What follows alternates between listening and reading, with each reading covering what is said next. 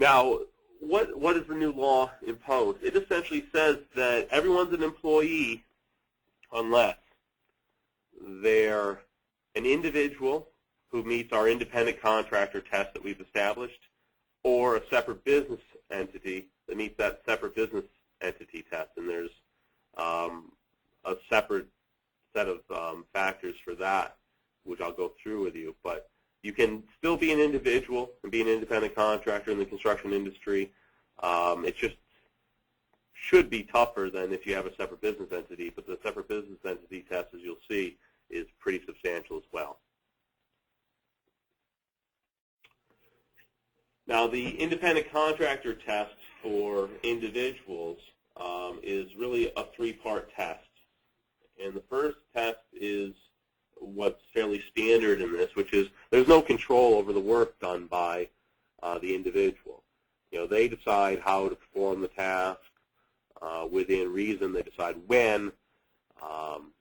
They decide what tools to use, what supplies to use, who to buy them from, what employees to use, etc. They control their work. That not only has to be under the statute in your contract with them, but it also has to be in practice. So if the government comes and looks at it, they're not going to just look at what's in writing. They're actually going to interview people to see if that's actually what's happening on site. Secondly, the services performed by them are not those performed by the contractor. And that's the second factor. It's the best that I can read it because it's very poorly written in the statute, but I believe that's what it means. Essentially, they're going to look at if you're a carpenter and you're bringing on other carpenters to do work, they're going to say that person's not an independent contractor, even when you bring an individual on. They're going to say that's an employee, as opposed to if you use, you bring on an electrician, plumber, other skilled people to do work on your project, they're going to look at it differently. That would meet the second test, it seems. Thirdly, the person that you bring on has to be performing that trade customarily. They essentially have to be in that business. That's what they do. They're performing electrical work for several other people. And those are the three elements of the test for an individual. So when you bring somebody on, you have to make sure that they control their work, that they're not doing the same work that you're doing when you're bringing them on. So it's a skill that you're bringing on that's separate from the work that you're providing. And thirdly, that there is a record of them, and not just they're starting with you, but there's a record that they're performing this service to the public in general. So that was the individual test. Now the test that should be applied for business entities is actually a lot longer. There are a lot more factors, so there's a lot more for you to keep track of. So if you have a separate business entity, whether it's a sole proprietorship, whether or not it is a corporation. Hey, Kevin? Yes. I'm sorry to interrupt. If you notice on the dashboard, there's a little area that says questions. Yes. Someone asked the question, can there still be contracts with a sub to provide labor-only services? I can't. I don't see those. I don't know why it's not popping up on mine. Do you have an area that says dashboard?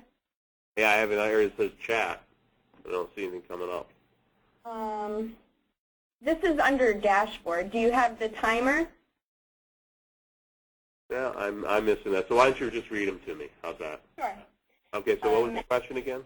The question is, can there still be contracts with a sub to provide labor-only services?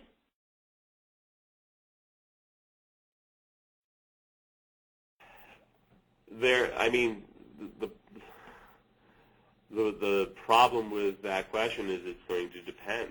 It's going to depend on what services they're providing. I'd say no if they're providing the same work that you're providing. If they're coming in and essentially you're just going to bring someone in who's additional labor to you and not someone who's in a separate trade, they're going to find those people to be employees and not independent contractors. Because I'm assuming they mean on the individual level. I'm going to deal with separate business entity. But on the individual level where it's not a separate business entity and you're just bringing in laborers, even if you have a contract with them, they're not going to be independent contractors. Okay, is that the only question? So far, I'll let you. I'll interrupt you when. Yeah, interrupt me. That's fine. I'd like to take the questions, and if anyone wants to shoot a question, I can't see them, but please do. Okay, there's another one. If I purchase the material, i.e. lumber, and I have someone do the framing, oh, that's a follow-up to the question you just answered. Okay. I think it's going to be the same. There's no part in the individual test that talks about tools and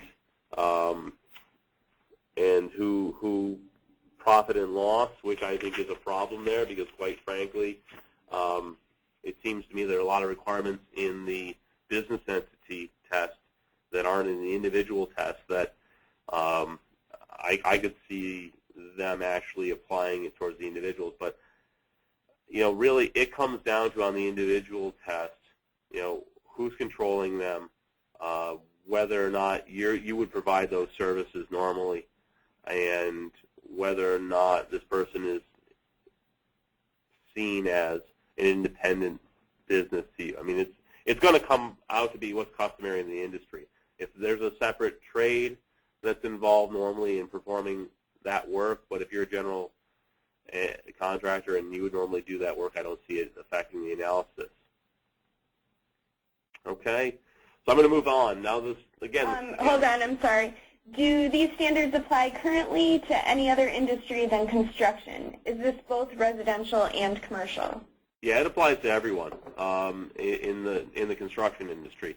And as I said at the outset of this, it's anyone who touches a building or touches land to improve it.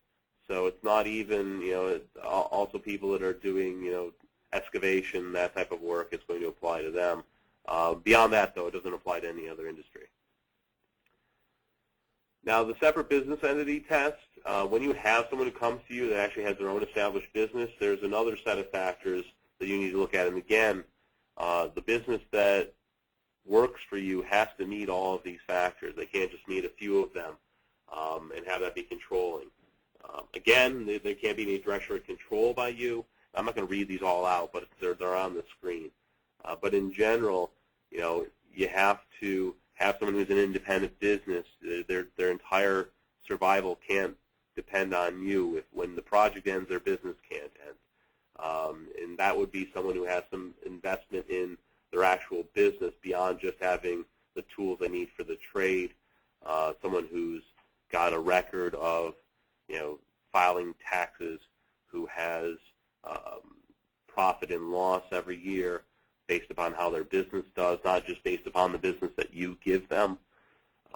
Someone who holds themselves out to the business community or the general public as an independent business, which you would look at, do they have advertisements in the yellow pages?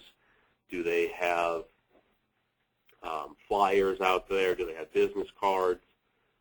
Someone who performs the services under their business name. It's not because they have a business, but they're billing you separately as an individual. That won't fly anymore, because I've seen that happen sometimes. Obviously, let's get through this slide and then I'll answer the next question. Okay, all right. Obviously, they have to file their own taxes. They have to report their employees' incomes to the IRS. They have to pay their employees themselves. They have to be able to hire their employees without the contractor's input. So if you have the ability to approve or deny employees that come onto site, that would make them not an independent contractor anymore. Also, you can't hold them out to your customers as part of your business. You have to be clear that they're subcontractors for you. So, I mean, in a marketing standpoint, that's a change for a lot of companies. And also, you can't restrict that business performs services for others. If they're out there providing their services to the general public, you can't then say to them, well, then you can't provide it to any of the other businesses that compete